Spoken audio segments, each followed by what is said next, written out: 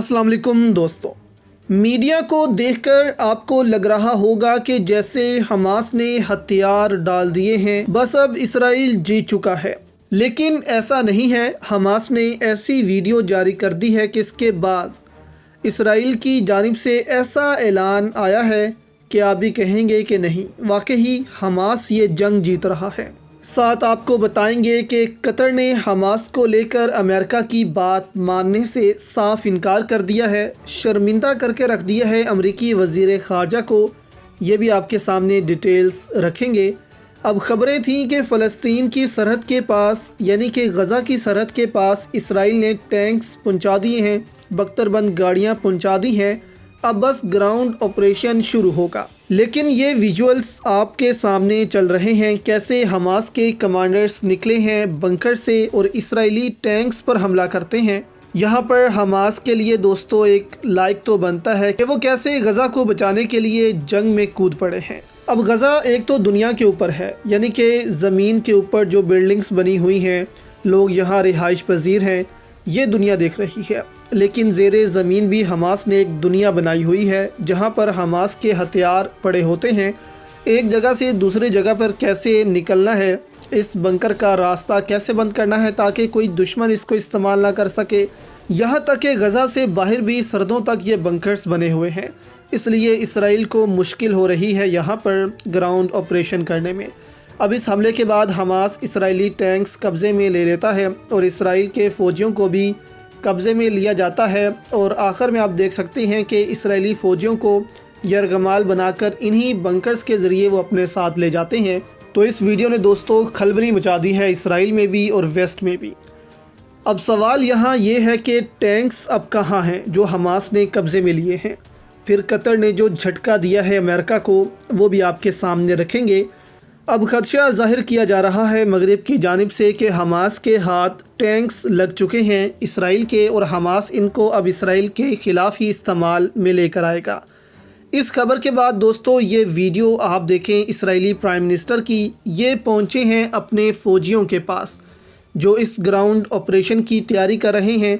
ऊपर स्प्रिंटर अखबार ने लिखा है कि इसराइली प्राइम मिनिस्टर अपने इस फ़ौजी एहलकार से पूछ रहे हैं कि क्या तुम इस ऑपरेशन के लिए तैयार हो, क्या जो ग्राउंड ऑपरेशन हम गज़ा में करने जा रहे हैं इसके लिए तैयार हो।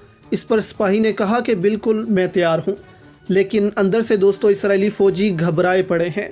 जो फ़ौजी यरगमाल बने हुए हैं, इनकी फैमिलीज़ शहरों में प्रोटेस्ट करने लग गई हैं कि नेतन्याहू इस्तीफ़ा दो, हमारे बच्चों को तुमने इस जंग में भेज दिया है, इनको वापस लेकर आओ। तो यहूदी खुद घबराए पड़े हैं, इसलिए प्राइम मिनिस्टर वहाँ गए और अपने लोगों को हिम्मत दी और कहने लगे कि फ़िक्र मत करो, ये आखिरी जंग है, इसके बाद अमन आएगा। अब अमरीकी फ़ॉरेन मिनिस्टर इसराइल भी पहुँचे हैं और कतर भी पहुँचे। इसराइल में उन्होंने कहा कि मैं एक यहूदी हूँ, इसलिए इसराइल आया हूँ मदद लेकर। इस पर ओरिया मकबूल जान ने दोस्तों मुस्लिम दुनिया को झंझोड़ कर रख दिया है। ओरिया मकबूल जान ने अपने ट्विटर पैगाम में कहा कि अमरीकी वज़ीर ख़ारजा इसराइल पहुँच कर वाज़ेह अल्फाज में कहता है वो एक नस्ला यहूदी और इसका इसराइलियों का दुख मुश्तरका है, इसलिए वो आपकी मदद को आया है। लानत है तमाम मुसलमान हुक्मरानों पर जो गज़ा जाकर अपने मुसलमान होने का ऐलान नहीं कर पा रहे। अब वाहिद यहाँ पर दोस्तों ईरान इस वक्त लग रहा है जो हाथ पांव मार रहा है। इस दफ़ा तुर्किया भी बस बातों से काम ले रहा है, कोई एक्शन लेने को तैयार नहीं है। पिछली बार की तरह जब इमरान खान के पूरी मुस्लिम दुनिया को एक कर दिया था और तुर्की पाकिस्तान ने तो अपने जहाज़ इराक़ उतार दिए थे, लेकिन अब तुर्किया भी खामोश है और सिर्फ इस जंग पर नज़र रखे बैठा है। इसके बाद दोस्तों अमरीकी फ़ॉरेन मिनिस्टर जो हैं वो पहुँचे कतर और वहाँ जाकर कहने लगे कि हमास के दफ्तर तुम बंद करो, वो इसराइल पर दहशतगर्दी कर रहा है। जैसे कि दोस्तों आपको मालूम है कि हमास के जो दफ्तर हैं वो कतर में हैं, हमास के जो लीडर हैं वो भी कतर में मौजूद हैं, उनको एक प्रोटेक्शन दी गई है कतर की जानिब से। इस पर कतर ने दोस्तों क्या जवाब दिया, ये क्लिप सुने आप।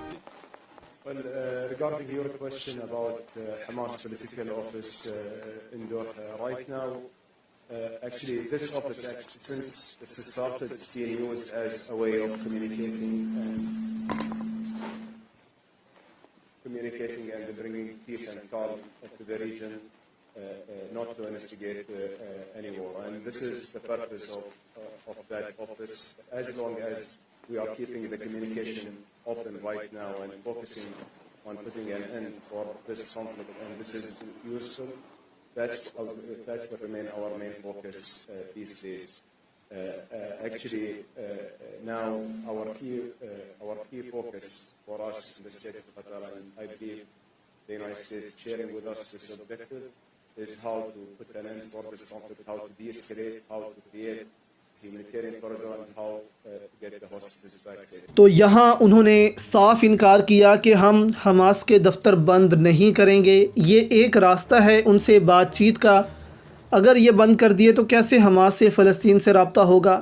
دیکھیں، دنیا حماس کو ایک دہشت گرد تنظیم سمجھتی ہے، لیکن عرب دنیا، مسلم دنیا ان کو فریڈم فائٹر سمجھتی ہے. اب مغرب کا پریشر تو بہت ہے اس وقت قطر پر کہ وہ ان کو ہمارے حوالے کر دے.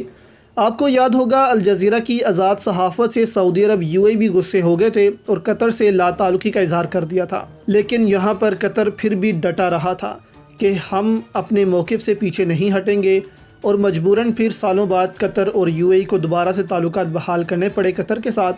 اسی طرح قطر اپنے اس موقف پر بھی قائم ہے کہ وہ حماس کے دفتر کو کبھی بھی بند نہیں کرے گا. آپ کی اس پر دوستوں کیا رائے ہے؟ ہمیں نیچے کامنٹس میں ضرور بتائیے گا.